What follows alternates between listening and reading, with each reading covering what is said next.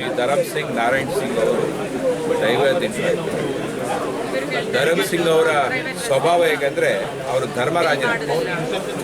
ಪಾಂಡವರಲ್ಲಿ ಧರ್ಮರಾಜ ಯಾವ ರೀತಿಯಲ್ಲಿದ್ದರು ಅದೇ ರೀತಿ ಧರಮ್ ಸಿಂಗ್ ಅತ್ಯಂತ ಸೌಜನ್ಯ, ಭಾಳಷ್ಟು ಜನರ ಬಗ್ಗೆ ಪ್ರೀತಿ ವಿಶ್ವಾಸ ಇರ್ತಕ್ಕಂಥ ಮತ್ತು ನನ್ನ ತಾಯಿ ಕೂಡ ಅವರ ಜೊತೆಗೆ ಮಂತ್ರಿಯಾಗಿ ಕೆಲಸ ಮಾಡಿರ್ತಕ್ಕಂಥದ್ದು.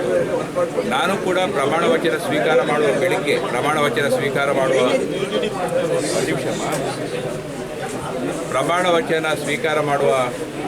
ಬೆಳಿಗ್ಗೆ ನಾನು ಧರಮ್ ಸಿಂಗ್ ಅವರ ಆಶೀರ್ವಾದ ಪಡೆದು ಅವರ ಮನೆಯಲ್ಲೇ ನಾನು ಬ್ರೇಕ್ಫಾಸ್ಟ್ ಮಾಡಿ ನಂತರ ಪ್ರಮಾಣ ವಚನ ಸ್ವೀಕಾರ ಮಾಡಲಿಕ್ಕೆ ಹೋದೆ.